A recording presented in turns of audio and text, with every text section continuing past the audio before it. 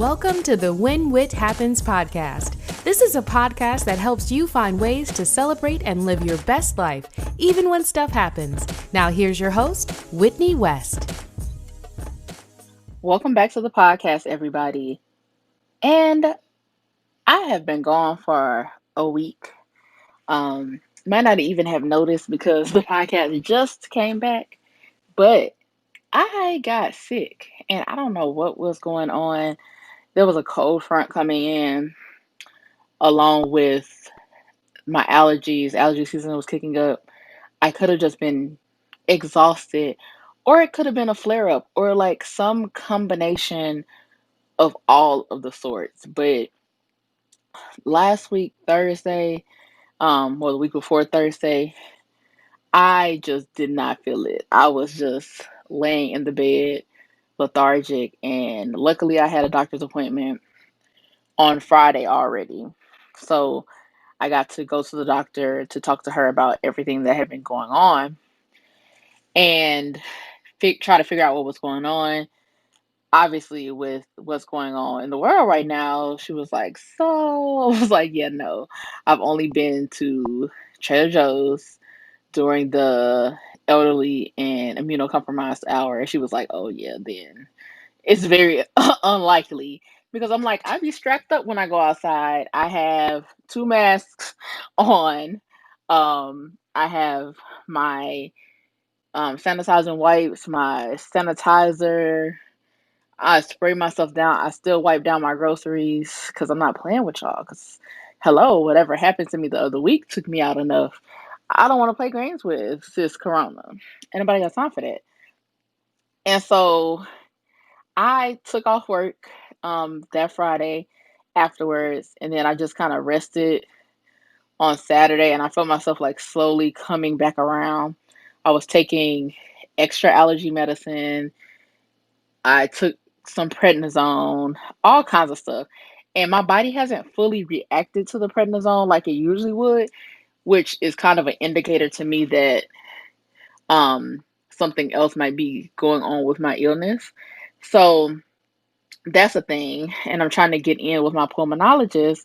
But again, as the world turns and pulmonology is super busy, it's kind of hard to get an appointment.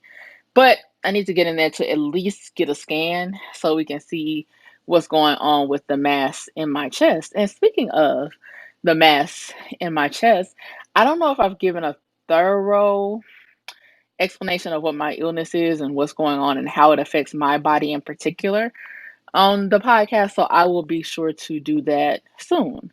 But I want to make sure I have some more like factual information, and it's very hard to find about my illness because there's so few of us who have it that it's hard to um differentiate the anecdotal things from the actual what word am I searching for, the actual like symptoms and functionality of the illness, which is kind of similar to COVID. Like I told y'all before, you don't really know what's going on until you know what's going on.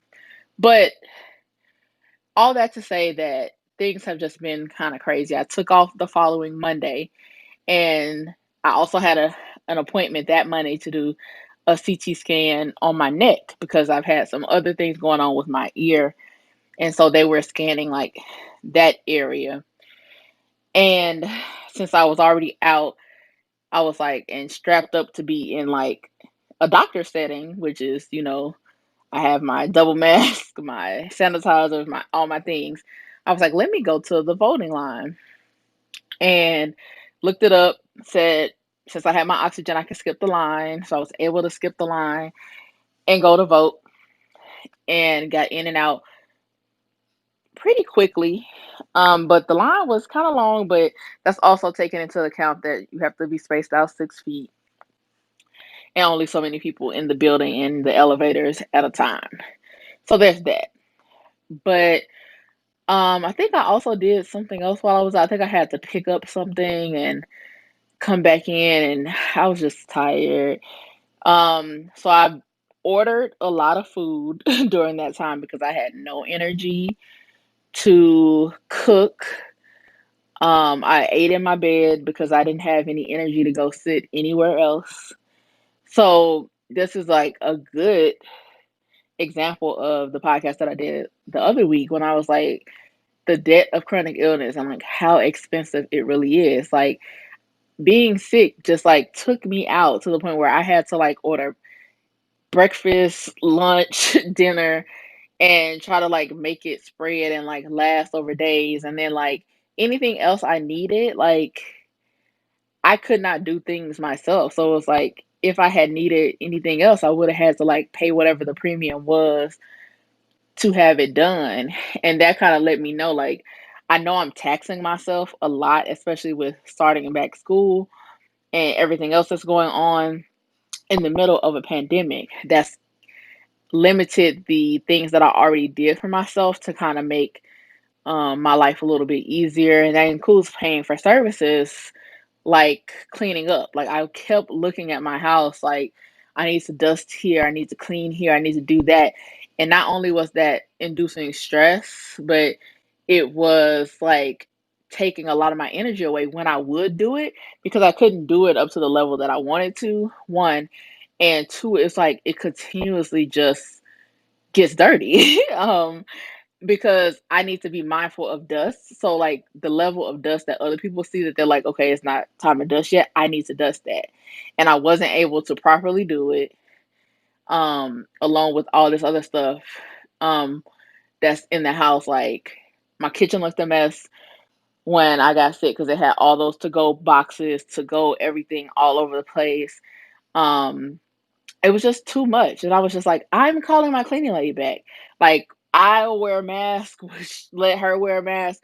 Whatever needs to be done has to be done. I'm going to have to pay that. And I made the decision that I'm going to have her come every 2 weeks. And she was coming a month before. But at this point, when I'm in my house all the time, it's getting dirty twice as fast because I'm not spending 8 hours outside the house every day.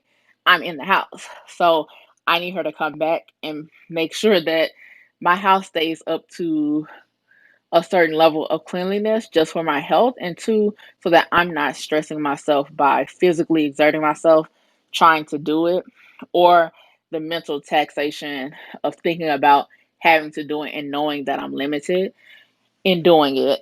The other thing that I had also decided to do for this week was to order some meal prep. So there's a lady in New Orleans who does low carb meal prep because my therapist told me the other week that there was essentially too much on my plate and I needed to really keep evaluating what was going on. And one of the things that I was doing that was like low level but necessary was tracking my carbs and all that kind of stuff and tracking my food, which I need to be doing because I need to lower my carbs and increase my protein more so because my iron has always been significantly low. And thankfully, this time my iron is actually in normal range, which is the first time it's been that in a very long time. It's probably because I ate that beef. But I know this is something I need to be mindful of. I don't need to continue to let my iron stay low because obviously that's a drag on my energy as well. So I was like, okay, let me order meal prep so that at least lunches and some breakfasts will be handled. And I can just focus on cooking a dinner meal every week instead of focusing cooking 3 meals every day. I cook only like 2 or 3 times a week, but that's still a lot when I have class 2 times a week, work 5 times a week, have speaking class 2 times a week, have all other kind of things going on. It was too much. So if I can just put out a little money, go pick this up and have lunches and stuff already ready to eat, one, it'll ensure that I eat because that's a problem of mine too, not eating. And then two, it'll make sure that I get the nutrients that I need so that I can make sure that I'm getting the protein that I need to keep my iron up, keep my energy up, and make sure that I can continue to lose the fat on my body as I'm gaining muscle, especially with the Peloton. Um, Doing so much leg work, I'm building muscle, and I need to get rid of some of this other fat that's on other parts of my body. So, a lot has been going on this week, and it's been kind of crazy. Um, I also got the test results back from that CAT scan, and there's a whole other something that I'm potentially being diagnosed with. That surprise, surprise, is another rare illness. Bitch, you just got to be different, don't you?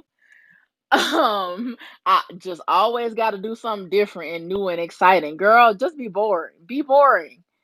Um, but yeah, as soon as I like really know more about what's going on with that, and um I'll be carrying y'all along with that journey. One thing that it really did help me really solidify that I've really completely switched how I adjust to new diagnoses and how I handle different things, because the way I advocated for myself to get these tests and this diagnosis was completely different than my first time around.